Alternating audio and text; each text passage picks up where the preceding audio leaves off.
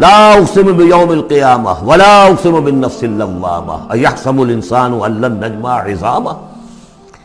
یہ سورت جو ہے بہت ہی حسین اور بہت منفرد سمجھیے کہ نمائندہ ایک سورت ہے قرآن مجید کی. اس کا جو خطاب کا انداز ہے، جو میں نے شروع میں آپ کو جو انٹروڈکٹری لیکچرز دیے تھے، اس کا اسلوب جو ہے وہ خطابت کا ہے. قرآن کو ہم کہہ سکتے ہیں کہ it's a collection of divine orations، اللہ تعالیٰ کے خطبات، مجموعہ خطبات الہیہ. تو مختلف مواقع پر جیسے کہ خطیب کو خطبہ دیتا ہے تو اس طریقے سے اللہ تعالیٰ نے یہ سورتیں نازل کی ہیں. حضور پڑھ کر سناتے تھے تو آپ کا انداز بھی خطیبانہ ہوتا تھا. حدیث میں آتا ہے کہ جب آپ خطبہ دیتے تھے تو آپ کی آواز بلند ہو جاتی تھی، اعلیٰ صوتہ احمرت عیناہ، آنکھیں سرخ ہو جاتی تھی. اور آپ اس طریقے سے خطبہ دیتے تھے جیسے کہ کوئی سپہ سالار اپنے فوجیوں کو للکار رہا ہے، بڑھا رہا ہے کہ لڑو اور آگے بڑھو، یہ انداز ہوتا تھا. تو اس طرح کا خطبہ اس میں آپ دیکھیں گے ابھی بات ایک طرف ہو رہی ہے، ابھی کسی اور طرف ہو گئی، کبھی کسی تحویل الخطاب. اس کے لیے بہت پھر یہ کہ 4-6 آیتیں آئیں گی ایک خاص قسم کے آہنگ میں، خاص قسم کے قوافی تو ہم کو نہیں کہنا چاہیے، تو یہ آتے ہیں وہ انہی حروف پر صورتیں ختم ہو رہی ہیں، وہی سٹائل ہے. پھر وہ سٹائل بدلے گا، پھر 4-6 صورتیں اس دوسرے انداز کی ہوگی، پھر 4-6 تیسرے انداز کی ہوگی. تو یہ آپ صورت جو ہے فصاحت و بلاغت میں بھی فلو بے انتہا ہے اور خطیبانہ انداز، اور اس میں تحویل الخطاب. پس منظر میں کیا ہے کہ وہ لوگ ہیں کہ جو انکار کریں کوئی قیامت نہیں ہو سکتی، کیسے ممکن ہے کہ جبکہ انسان مر چکے ہوں گے اور مٹی ہو جائیں گے پھر اٹھا دیا جائے، یہ ممکن نہیں ہے. تو اس کا جواب ہے جو دیا جا رہا ہے، لا اقسم بیوم القیامہ. لا یہاں پر ان کے خیالات کی نفی نہیں، میں قسم کھاتا ہوں قیامت کے دن کی. تمہیں شک ہے اور مجھے اتنا یقین ہے کہ میں قسم کھا رہا ہوں قیامت کے دن کی. ولا اور پھر نہیں، اقسم بالنفس اللوامہ، میں قسم کھاتا ہوں نفس لوامہ کی. نفس لوامہ کون سا نفس انسان میں جسے ہم ضمیر کہتے ہیں، کانشنس، ملامت کرنے والا بھی. مائی کانشنس از بائٹنگ می، میرا ضمیر مجھے ملامت کر رہا ہے. کوئی آپ برا کام کرتے ہیں تو ضمیر اندر سے کچھ شے ہے، تو کیوں ہے یہ؟ اگر کوئی نیکی نہیں، بدی نہیں، تو یہ اندر کی خرش کیوں ہو جاتی ہے؟ اور اگر یہ نیکی ہے اور بدی ہے تو کوئی اس کا نتیجہ نکلنا چاہیے کہ نہیں؟ یعنی پہلی آیت جو ہے وہ تو اسی طرح کی ہے جیسے سورہ تغابن میں ہم نے پڑھا تھا، قل بلا وربی لتبعثن ثم لتنبؤن بما عملتم. اس میں دلیل کوئی نہیں ہے، اذعان ہے، ایک شخص اپنے یقین کو دلیل کے طور پر پیش کر رہا ہے، اور یہ اس پر سارا دار و مدار ہے. کون شخص ہے؟ ایسا شخص کہ جس سے کبھی کوئی جھوٹ کا تجربہ کسی کو نہیں ہوا، وہ کہہ رہا ہے. سیرت و کردار جو ہے محمد رسول اللہ کی، وہ گویا کہ دلیل کی حیثیت رکھتی ہے اس قول کے پیچھے. لا اقسم بیوم القیامہ ولا اقسم بالنفس اللوامہ، یہ تمہارے اندر موجود ہے قیامت کی دلیل، تمہارا ضمیر، تمہارا کانشنس. ایحسب الانسان ان لن نجمع عظامہ، کیا انسان یہ گمان کرتا ہے ہم اس کی ہڈیاں جمع نہیں کر سکیں گے؟ بلا قادرین، کیوں نہیں، ہم پوری طرح قادر ہیں. علی ان نسوی بنانا، یہاں کنہ محذوف سمجھنا چاہیے. بلا کنہ قادرین علی ان نسوی بنانا، ہم اس کی ایک پور کو برابر کر دیں گے. بل یرید الانسان لیفجر امامہ، اصل سبب جو ہے آخرت کے انکار کا وہ یہ ہے کہ انسان چاہتا ہے کہ فسق و فجور جس کا عادی ہو گیا اسے جاری رکھے، حرام خوری چھوڑنی نہیں. جس عیش کا خوگر ہو گیا ہوں اس کو چھوڑ نہیں سکتا. قیامت کو مانوں گا تو پھر دیکھنا پڑے گا کیا غلط ہے، کیا صحیح ہے، کیا جائز ہے، کیا ناجائز. اس لیے جیسے کہ بلی کو دیکھ کر کبوتر آنکھ بند کر لے، ظاہر بات ہے کہ وہ بلی تو نہیں ختم ہو جائے گی. در حقیقت یہ قیامت سے آنکھیں چراتے ہیں، آنکھیں بند کر رہے ہیں، اس لیے کہ انہیں پتا ہے کہ ہم نے کیا آگے بھیجا ہے اور آگے بھی کرنے کا وہی ارادہ ہے. بل یرید الانسان لیفجر امامہ یسأل ایان یوم القیامہ، پوچھتا ہے بڑے استہزائی انداز میں، اچھا جی کب ہوگا یہ قیامت کا دن؟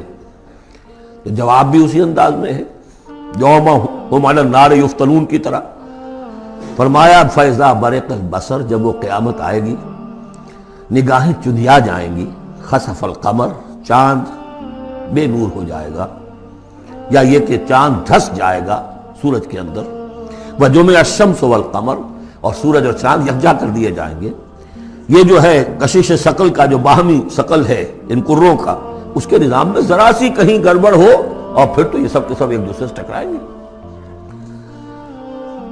فَإِذَا بَرِقَ الْبَصَرُ وَخَسَفَ الْقَمَرُ وَجُمِعَ الشَّمْسُ وَالْقَمَرُ يَقُولُ الْإِنسَانُ يَوْمَئِذٍ أَيْنَ الْمَفَرُّ، یہی انسان اس دن کہے گا ہے کوئی جگہ بھاگ جانے کی؟ کلا نہیں، لا وزر،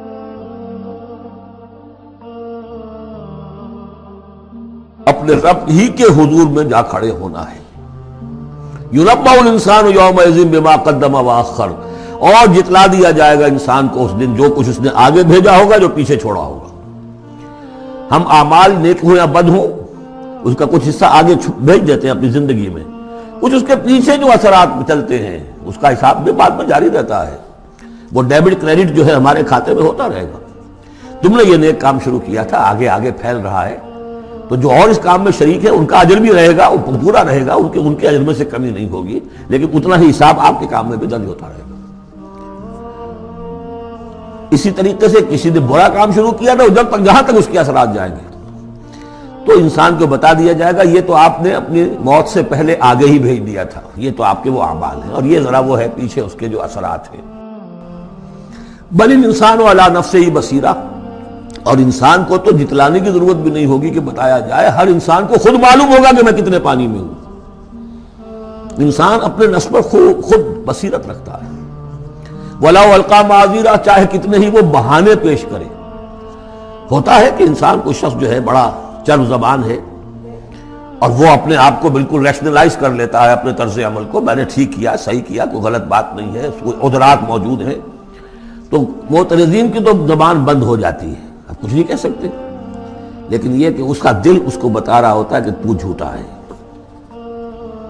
بل الانسان علی نفسہ بصیرہ ولو القیٰ معاذیرہ لا تحرک بہ لسانک لتعجل بہ، عجلت والا مضمون یہ بالکل ابتدا میں یہاں آیا تھا۔ اے نبی آپ اس قرآن کے، اب دیکھیے اب گفتگو حضور سے شروع ہو گئی، ابھی تک انسان جو منکرین تھے ان کی بات ہو رہی تھی، شروع میں امامہ، عظامہ، قیامہ، اور اس کے بعد بصر، قمر، مفر، وزر، مستقر، اب یہ پھر اس کے بعد بصیرہ، معاذیرہ، اب اس کے بعد اور بدل رہے ہیں۔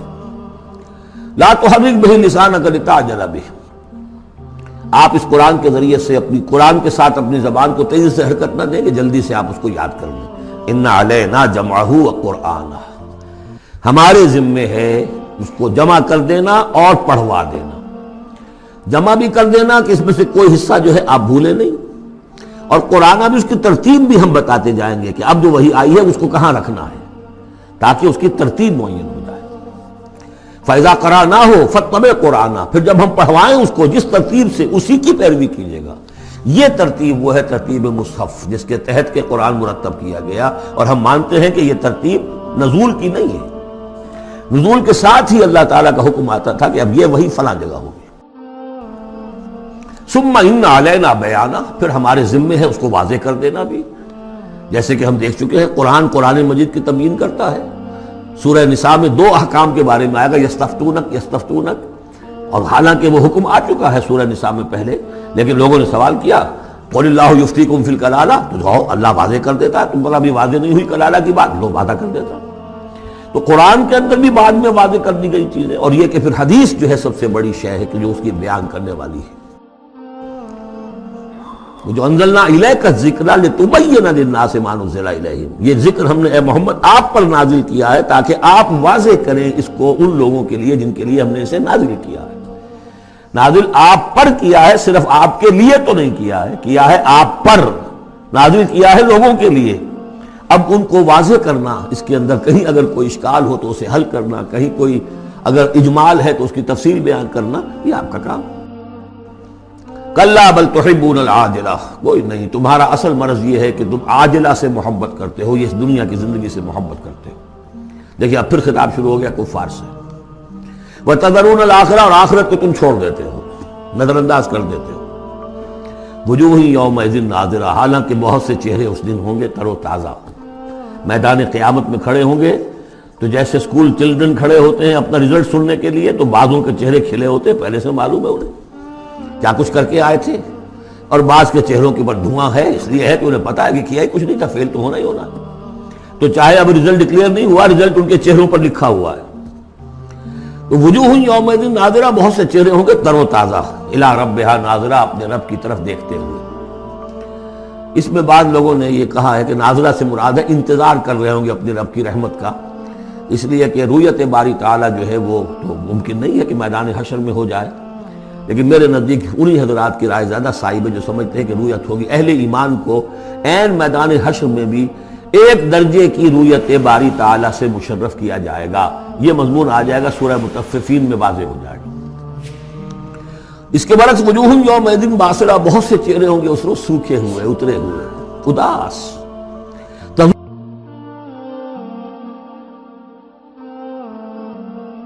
کی ریڑھ کی ہڈیاں توڑ کے رکھ دیں گے۔ کلا اذا بلغت التراقی، اب ایک نقشہ دکھایا جا رہا ہے، ایک تو بڑی قیامت ہے، فَإِذَا بَرِقَ الْبَصَرُ وَخَسَفَ الْقَمَرُ وَجُمِعَ الشَّمْسُ وَالْقَمَرُ يَقُولُ الْإِنسَانُ يَوْمَئِذٍ أَيْنَ الْمَفَرُّ۔ ایک تو وہ ایک قیامت ہے جو فرد کی قیامت ہے، موت جب آتی ہے، قیامت صغریٰ۔ کلا اذا بلغت التراقی، جب یہ جان آ کے پھنس جاتی ہے ہنسلیوں میں۔ وقیل من راق، کہا جاتا ہے کوئی جھاڑ پھونک کرنے والا۔ بڑے بڑے ریشنلسٹ بھی اس مرحلے پر آ کر، بابا ڈاکٹروں نے جواب دے دیا، حکیموں نے جواب دے دیا، چلو کوئی تعویذ گنڈا کچھ ہو کہیں سے، کوئی جھاڑ پھونک کوئی تو ہو، کسی طریقے سے ہو، تو آخری درجے میں وہ بھی انسان چیخ پکار کر لیتا ہے۔ قیل من راق، ہے کوئی جھاڑ پھونک نہ کرنے والا۔ وظن انہ الفراق، اور گمان ہو گیا اس کو کہ اب تو فراق ہے، جانا ہے، یہ گھر بھی چھوڑنا ہے جو بڑے چاؤ سے بنایا تھا، اور یہ آل اولاد کو بھی چھوڑ کر جانا ہے۔ والتفت الساق بالساق، اور وہ جو جان کندنی کا عالم ہوتا ہے تو پنڈلی پنڈلی سے لپٹ رہی ہے، جان نکلنی شروع ہوتی ہے جسم کے نچلے حصے سے۔ الی ربک یومئذ المساق، اس دن تو تمہیں اپنے رب ہی کی طرف دھکیلے جانا ہے۔ پھر بدل گئے قوافی، فلا صدق ولا صلی، تو نہ اس نے تصدیق کی نہ نماز پڑھی، ولیکن کذب وتولی، بلکہ جھٹلا دیا اور پیٹھ موڑ لی۔ تصویر لفظی ہے جو نقشہ اس وقت ہوتا تھا۔ ثم ذهب الى اهله يتمطى، اور پھر چلا اپنے گھر والوں کے پاس اکڑتا ہوا جا رہا ہے۔ حضور کی بات کو تو نظر انداز کر دیا، امشو، چلو چلو یہاں سے، وَاصْبِرُوا عَلَىٰ آلِهَتِكُمْ، صبر کرو، جا کے جمے رہو اپنے آلہہ پر۔ ذهب الى اهله يتمطى، اولى لك فاولى ثم اولى لك فاولى، افسوس ہے تجھ پر اور افسوس ہے تجھ پر، اور پھر افسوس ہے تجھ پر اور پھر افسوس ہے تجھ پر۔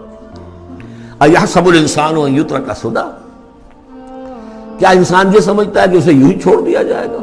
کوئی باز پرس نہیں، کوئی حساب کتاب نہیں، کوئی جواب طلبی نہیں، کوئی اجر نہیں، کوئی سزا نہیں، کوئی جزا نہیں۔ أَلَمْ يَكُنْ نُطْفَةً مِّن مَّنِيٍّ يُمْنَىٰ، کیا نہیں تھا وہ ایک گندے پانی کی بوند جو ٹپکائی گئی؟ ثم كان علقاً، پھر وہ ایک جوک کے مانند تھا کہ جو رحم مادر کی دیوار کے ساتھ چمٹی ہوئی تھی۔ علقةً فخلق فسوى، پھر اسی کو اس نے بنایا، اسی میں نقش و نگار بنا دیے، اسی میں آنکھیں آ گئیں، اسی میں کان آ گئے، اسی میں کیا کیا بنایا۔ فی ظلمات ثلاث، تین پردوں کے اندر۔ فجعل منہ الزوجین، اسی سے بنا دیے، کسی کو نر، کسی کو مادہ، کسی کو مؤنث، کسی کو مذکر۔ الیس ذلک بقادر علی ان یحیی الموتى، عقل کے اندھو یہ سوچو، وہ ہستی جو یہ سب کچھ کر رہی ہے وہ اس پر قادر نہیں ہوگی کہ مردہ کو زندہ کر دے؟ جو تمہارا مشاہدہ ہے گندے پانی کی ایک بوند سے، افلاطون بھی اسی سے آ گیا، اور بقراط بھی، اور سقراط بھی، اور ظاہر بات ہے انبیاء بھی وہیں سے آئے ہیں۔ کہاں سے آئے ہیں؟ ایک ہی استثناء ہے نا حضرت عیسیٰ علیہ السلام کا، باقی تو سب کہاں سے آئے؟ وہیں سے آئے۔ سارے اولیاء اللہ کہاں سے آئے؟ وہیں سے آئے۔ گندے پانی کی بوند، اس سے کیا کچھ وہ بناتا ہے؟ تو تمہارا یہ خیال ہے کہ وہ مردہ کو زندہ نہیں کر سکے گا، اتنا عاجز ہو گیا۔ فَعَيِّنَا بِالْخَلْقِ الْأَوَّلِ بَلْ هُمْ بِالْخَلْقِ الْجَدِيدِ۔ اس کے بعد جیسا کہ یہ سوال ہے، بلا، کیوں نہیں؟ پروردگار یقیناً لیس ذلک بقادر بلا نشہد انک قادر علی ان تحیی الموتى، ہم اس پر گواہ ہیں۔